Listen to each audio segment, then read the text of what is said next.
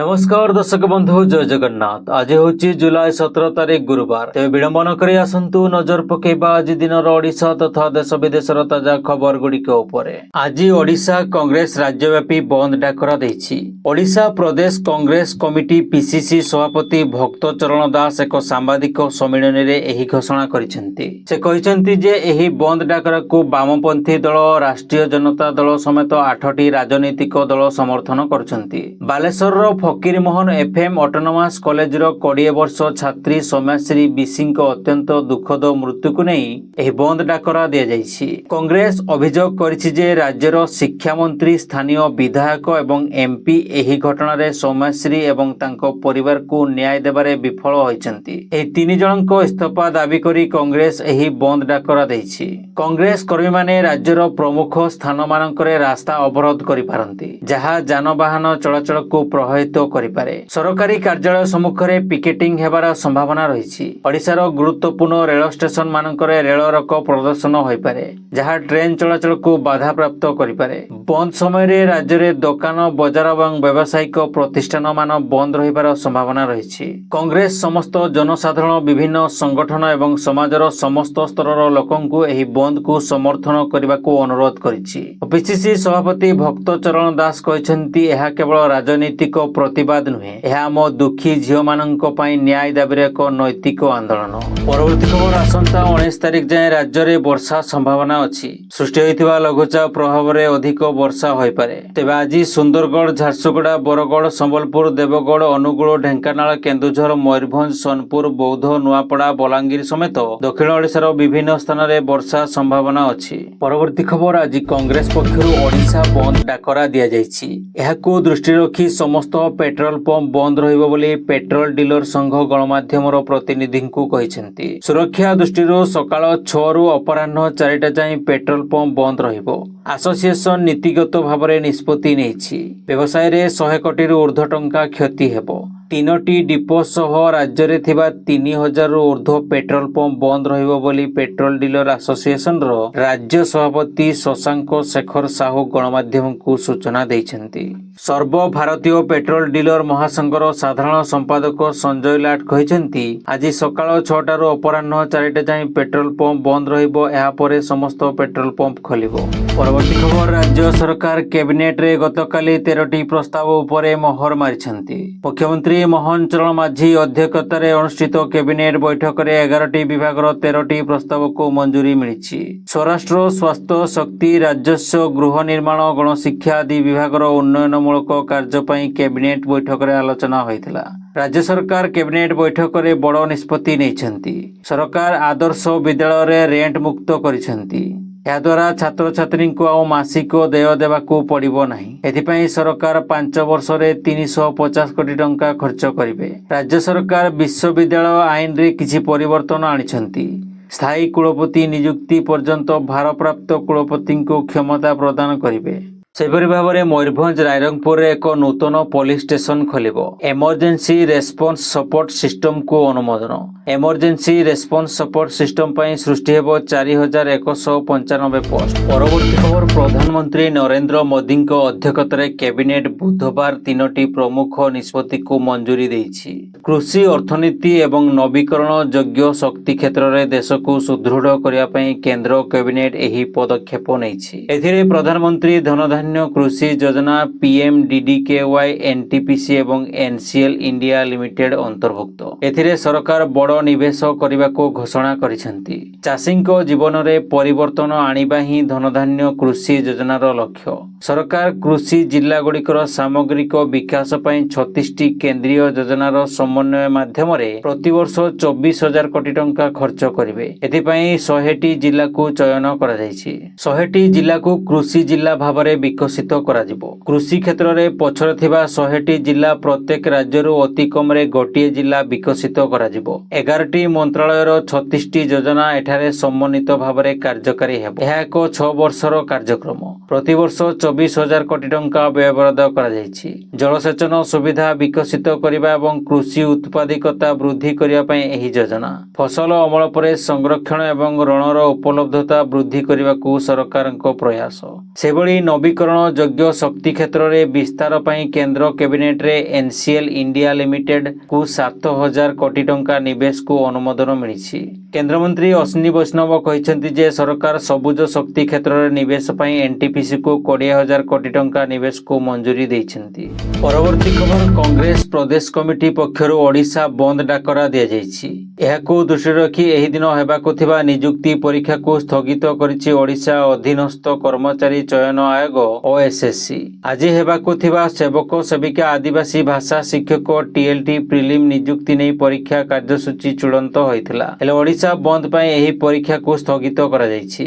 ଆଗାମୀ ଦିନରେ ପରୀକ୍ଷା କେବେ ହେବ ତାର ସୂଚନା ପ୍ରଦାନ କରାଯିବ। ଏନେଇ ପରୀକ୍ଷାର୍ଥୀମାନେ ଓ ଟ୍ରିପଲଏସଏସସି ଆଗାମୀ ଦିନରେ ପରୀକ୍ଷା କେବେ ହେବ ତାର ସୂଚନା ପ୍ରଦାନ କରାଯିବ। ଏନେଇ ପରୀକ୍ଷାର୍ଥୀମାନେ ଓଏସଏସସି ୱେବସାଇଟ୍ ଯାଞ୍ଚ କରିବାକୁ କୁହାଯାଇଛି। ପରବର୍ତ୍ତୀ ଖବର, ବାଲେଶ୍ୱର ଫକୀରମୋହନ ମହାବିଦ୍ୟାଳୟର ଛାତ୍ରୀ ସୌମ୍ୟାଶ୍ରୀଙ୍କ ଆତ୍ମହତ୍ୟାକୁ ନେଇ ଶୋକ ପ୍ରକାଶ କରିଛନ୍ତି ଲୋକସଭା ବିରୋଧୀ ଦଳ ନେତା ରାହୁଲ ଗାନ୍ଧୀ। ସେ ବୁଧବାର ମୃତ ସୌମ୍ୟାଶ୍ରୀଙ୍କ ବାପାଙ୍କ ସହିତ ଫୋନ ଯୋଗେ କଥାବାର୍ତ୍ତା ହୋଇଛନ୍ତି। ହ୍ୱାଟ୍ସଆପ୍ ଆପ୍ରେ ଭିଡିଓ କଲ୍ କରି ଶୋକ ସନ୍ତପ୍ତ ପରିବାରକୁ ସମବେଦନା ଜଣାଇଛନ୍ତି।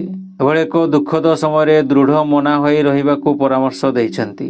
ଏଛଡ଼ା ମୃତ ସୌମ୍ୟାଶ୍ରୀଙ୍କ ବାପାଙ୍କ ଠାରୁ ଘଟଣା ସମ୍ପର୍କରେ ବୁଝିଥିଲେ ବିରୋଧୀ ଦଳ ନେତା ରାହୁଲ ଗାନ୍ଧୀ। ସୌମ୍ୟାଶ୍ରୀଙ୍କୁ ନ୍ୟାୟ ମିଳିବା ପର୍ଯ୍ୟନ୍ତ କଂଗ୍ରେସ ଲଢ଼େଇ ଜାରି ରହିବ।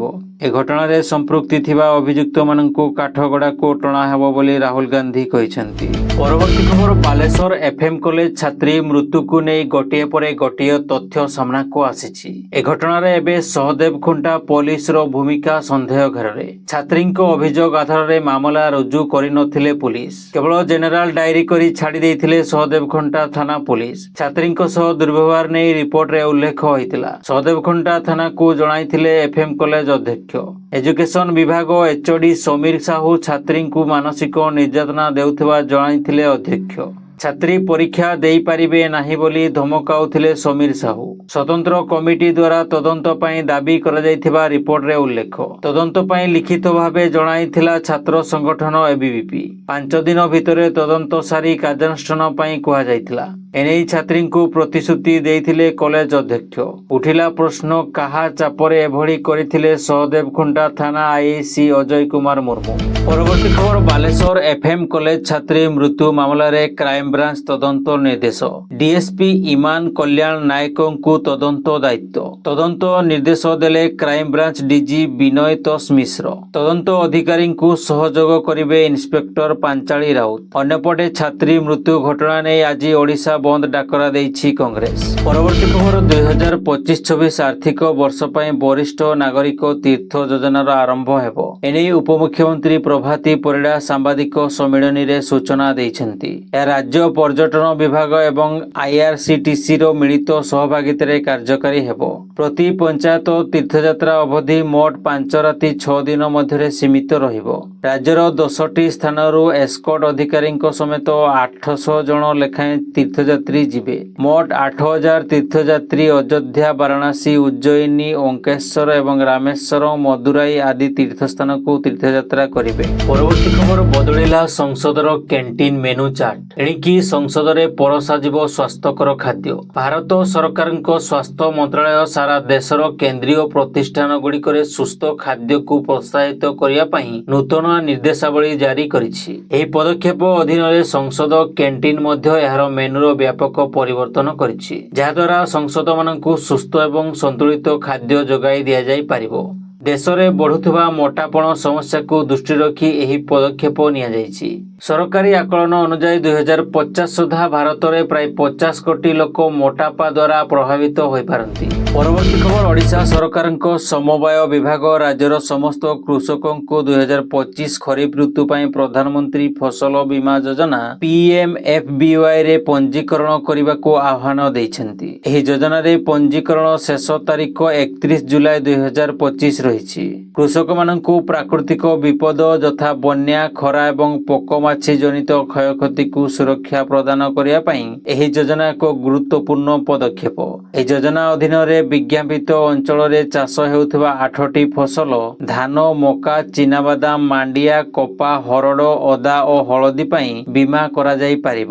ପ୍ରାକୃତିକ ଦୁର୍ବିପାକ ଯୋଗୁଁ ଫସଲ ନଷ୍ଟ ହେଲେ ଚାଷୀମାନେ କ୍ଷତିପୂରଣ ପାଇପାରିବେ। ଚାଷୀମାନେ ମଧ୍ୟ ଜମି ମାଲିକଙ୍କ ଠାରୁ ନିର୍ଦ୍ଦିଷ୍ଟ ଫର୍ମରେ ସହମତି ଆଣି ନିଜ ଫସଲ ବୀମା ପଞ୍ଜୀକରଣ କରିପାରିବେ। ପରବର୍ତ୍ତୀ ଖବର ପହଲଗାମର ବୈତରଣୀ ଉପତ୍ୟକାରେ ଏପ୍ରିଲ 22ରେ ଘଟିଥିବା ଆତଙ୍କବାଦୀ ହମଲାରେ 26 ଜଣ ନିରୀହ ନାଗରିକଙ୍କୁ ହତ୍ୟା କରାଯାଇଥିବା ଘଟଣାର ତଦନ୍ତରେ ଏକ ଗୁରୁତ୍ୱପୂର୍ଣ୍ଣ ତଥ୍ୟ ସାମ୍ନାକୁ ଆସିଛି। ଜଣେ ପ୍ରତ୍ୟକ୍ଷଦର୍ଶୀଙ୍କ ବୟାନ ଅନୁସାରେ 3 ଜଣ ଆତଙ୍କବାଦୀ ହତ୍ୟାକାଣ୍ଡ ପରେ ଆକାଶ ଆଡ଼କୁ 4 ରାଉଣ୍ଡ ଗୁଳି ଫୁଟାଇ ଉତ୍ସବ ମନାଇଥିଲେ। ଭାରତୀୟ ତଦନ୍ତ ସଂସ୍ଥା NIA ପାଇଁ ଏହି ପ୍ରତ୍ୟକ୍ଷଦର୍ଶୀ ଯିଏ ଜଣେ ସ୍ଥାନୀୟ ସେବା ପ୍ରଦାନକାରୀ ଅତ୍ୟନ୍ତ ମୂଲ୍ୟବାନ ସୂଚନା ଦେଇଛନ୍ତି। ସେ ଦାବି କରି କହିଛନ୍ତି ଯେ ଆତଙ୍କବାଦୀମାନେ ତାଙ୍କୁ କଲମା ପଢ଼ିବାକୁ କହିଥିଲେ କିନ୍ତୁ ସ୍ଥାନୀୟ ଉଚ୍ଚାରଣରେ କଥା ହେବାରୁ ତାଙ୍କୁ ଛାଡ଼ି ଦିଆଯାଇଥିଲା। ତଦନ୍ତରେ ଜଣାପଡ଼ିଛି ଯେ 2 ଜଣ ସ୍ଥାନୀୟ ବ୍ୟକ୍ତି ଯାହାଙ୍କୁ NIA ଗିରଫ କରିଛି ଆତଙ୍କବାଦୀଙ୍କ ଜିନିଷ ରଖିବାରେ ସାହାଯ୍ୟ କରୁଥିଲେ। ପରବର୍ତ୍ତୀ ଖବର ସରକାରୀ ଯୋଜନା କରିଦେବ ଲକ୍ଷପତି।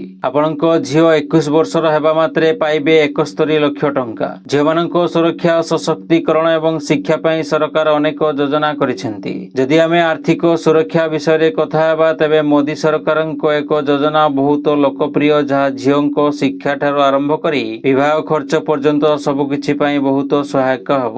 ସୁକନ୍ୟା ସମୃଦ୍ଧି ଯୋଜନା ଯେଉଁଥିରେ ନିୟମିତ ନିବେଶ କଲେ ଝିଅଙ୍କୁ ବୟସ ହେବା ମାତ୍ରେ 71 ଲକ୍ଷ ଟଙ୍କା ମିଳିପାରିବ। ପରବର୍ତ୍ତୀ ଖବର PM କିଷାନ ସମ୍ମାନ ନିଧି ଯୋଜନାର 20ତମ କିସ୍ତି ପାଇଁ ଚାଷୀମାନେ ଅପେକ୍ଷା କରି ରହିଛନ୍ତି। ତେବେ ମିଡିଆ ରିପୋର୍ଟ ଅନୁସାରେ ଆସନ୍ତା ସପ୍ତାହରେ PM କିଷାନ ଯୋଜନାର 20ତମ କିସ୍ତି 2000 ଟଙ୍କା ମିଳିବାର ସମ୍ଭାବନା ରହିଛି। କିନ୍ତୁ ଏନେଇ ବିଧିବଦ୍ଧ ଭାବରେ ସରକାରଙ୍କ ତରଫରୁ କୌଣସି ତାରିଖ ଘୋଷଣା କରାଯାଇ ନାହିଁ। ପରବର୍ତ୍ତୀ ଖବର ସୁଭଦ୍ରା ଯୋଜନା ପାଇଁ ନୂଆ ଅପଡେଟ୍ ଆସନ୍ତା ରାକ୍ଷୀ ପୂର୍ଣ୍ଣିମା ଅର୍ଥାତ୍ ଅଗଷ୍ଟ 9 ତାରିଖରେ ସୁଭଦ୍ରାର ତୃତୀୟ କିସ୍ତି ଟଙ୍କା ଆସିବାର ସମ୍ଭାବନା ରହିଛି। ଏନେଇ ଉପମୁଖ୍ୟମନ୍ତ୍ରୀ ପ୍ରଭାତୀ ପରିଡ଼ା ସୂଚନା ଦେଇଛନ୍ତି।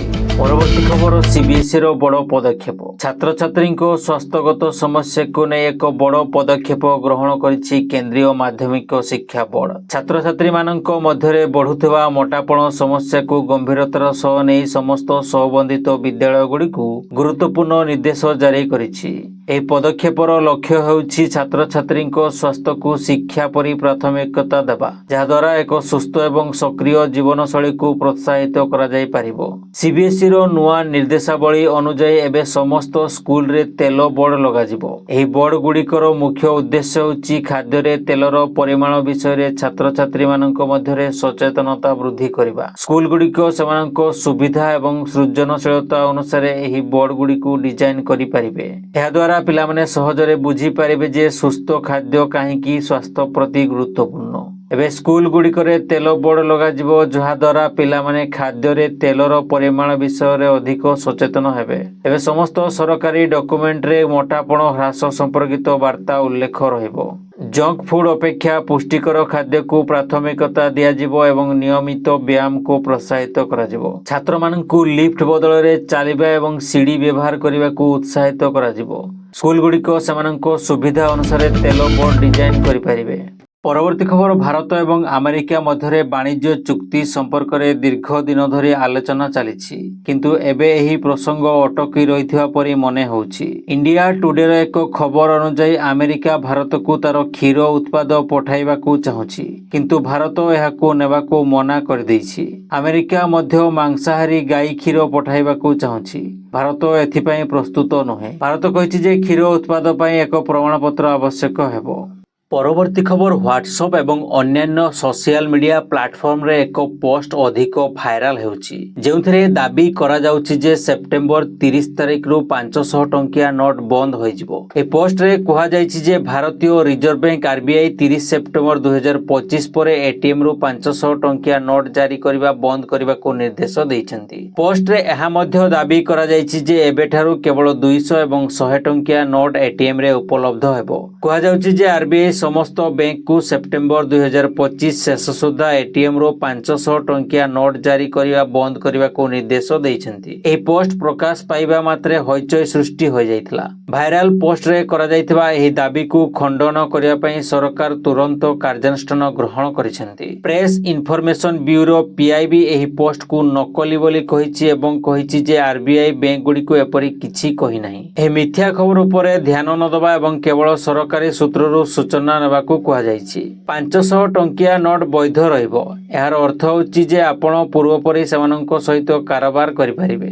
ଏହାର ଅର୍ଥ ହେଉଛି ଯେ ପୂର୍ବପରି 500 ଟଙ୍କିଆ ନୋଟ୍ ଚାଲୁ ରହିବ। ଦର୍ଶକ ବନ୍ଧୁ, ଚ୍ୟାନେଲଟିକୁ ଯଦି ଏବେ ଯାଏ ସବସ୍କ୍ରାଇବ୍ କରିନାହାନ୍ତି ତେବେ ସବସ୍କ୍ରାଇବ୍ କରି ପାଖରେ ଥିବା ଅଲ୍ ବେଲ୍ ନୋଟିଫିକେସନ୍ ଆଇକନ୍ଟିକୁ ଦବାଇ ଦିଅନ୍ତୁ, ଯାହାଫଳରେ ପ୍ରତ୍ୟେକ ଦିନ ସର୍ବପ୍ରଥମେ ଆପଣ ତାଜା ଖବରଗୁଡ଼ିକୁ ଜାଣିପାରିବେ। ଏବଂ ଭିଡ଼ିଓଟି ଆପଣ କେଉଁ ଜିଲ୍ଲାରୁ ଦେଖୁଛନ୍ତି କମେଣ୍ଟ ମାଧ୍ୟମରେ ଜଣାନ୍ତୁ।